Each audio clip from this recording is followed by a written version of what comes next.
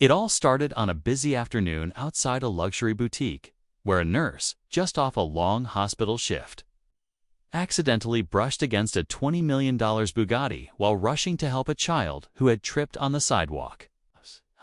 She didn't even realize. What she had touched her focus was on the boy's scraped knee. But the car's owner, a wealthy and proud businessman, saw it differently. Without asking questions, he stormed over and snapped at her in front of a growing crowd. People pulled out their phones, whispering and filming as the tension rose. The woman stood frozen, confused and embarrassed, still holding the first aid kit she had dropped. That's when another man stepped forward from the crowd. Calm, composed, dressed in a way that didn't shout wealth but hinted at something more. No one knew who he was at first, but what he said next turned the entire situation upside down. The rich man wasn't expecting a challenge, especially not from someone who knew exactly what a real $20 million mistake looked like. What happened next left everyone stunned, and the nurse speechless. The man who stepped in looked ordinary at first glance. No flashy watch, no loud attitude. But there was something in his voice, calm yet firm, that made even the crowd go quiet. He glanced at the nurse, then turned to the car owner and said, "You're upset over a scratch, but have you even asked if she's okay?" The businessman scoffed, brushing him off like just another bystander. "Do you even know how much this car costs?" he snapped. The stranger didn't flinch. Instead, he looked him dead in the eye and asked, "Do you know how much a human being's dignity is worth?" The nurse, still shaken, clutched the medical kit as she stared at the two men. She wasn't used to being the center of attention, and now hundreds of eyes were on her.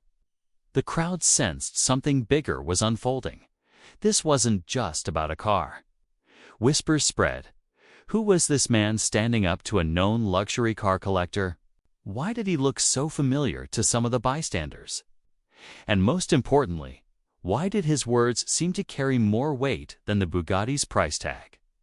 Something told them this wasn't going to end the way anyone expected. The businessman, still fuming, stepped closer. "This isn't about dignity. It's about respect. People like her don't get to touch things like this," he muttered, loud enough for everyone to hear.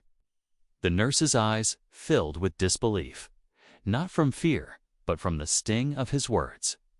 She looked down at her worn shoes, her scrubs still smudged with dried blood from the ER, and wondered how a small act of kindness turned into public humiliation. But the stranger didn't let it slide. "She was helping a child," he said, his voice steady. "If that's not worth more than a car, maybe it's not the car that's the real problem." A murmur ran through the crowd. Someone whispered, "Isn't that the guy from the Global Tech Summit?" Another person pulled out their phone, searching his face. No one was sure yet, but it was clear he wasn't just some passerby. Meanwhile, the nurse's phone buzzed. A missed call from the hospital.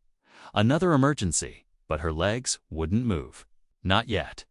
The man beside her was still shielding her from the storm, and something told her he wasn't just standing up for her. He was standing up for something much bigger, something that would soon shake everyone's assumptions. The businessman clenched his jaw, clearly irritated that his authority was being questioned, especially in front of a crowd. "Do you have any idea who I am?" he said, his voice rising. "I own half the properties on this street." The crowd grew quiet again. The nurse flinched, not at his words, but at the way he said them, like power gave him the right to disrespect. But the stranger didn't move. "Do you have any idea who she is?" he replied, his tone razor-sharp. "She just worked a 12-hour shift saving lives. One of them could have been yours." The tension was now thick enough to silence even the murmurs. Phones were still recording, faces frozen between awe and disbelief. Just then, a security officer from the store stepped out, hesitating between the two men. But before he could speak, a black car pulled up behind the red Bugatti. No one paid much attention till a sharply dressed woman stepped out, whispering something to the stranger. He nodded slightly. That's when a wave of recognition spread through the crowd. Whispers turned to gasps. The businessman noticed it tooth-ash shift in energy. He suddenly looked unsure, glancing between the nurse, the stranger, and now the newcomer. Something was unfolding behind the scenes, something he hadn't anticipated. And the nurse, still quiet, watched it all unfold, nowhere that her life was about to change in ways she never imagined. The air shifted the moment the woman from the black car stepped forward.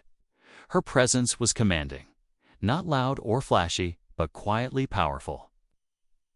She walked past the luxury Bugatti without even glancing at it and stood beside the stranger, giving the businessman a look that made him falter.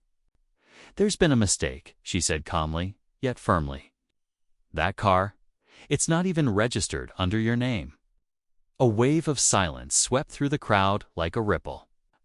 The businessman's expression tightened. "What are you talking about?" he snapped, but his voice had lost its edge. The stranger finally pulled a sleek card from his coat pocket and handed it to the woman. She turned it over, showing a logo that many in the crowd instantly recognized, one linked to a billionaire tech empire. "We've been tracking misuse of leased luxury vehicles tied to shell corporations," she added. "And it looks like we just found one."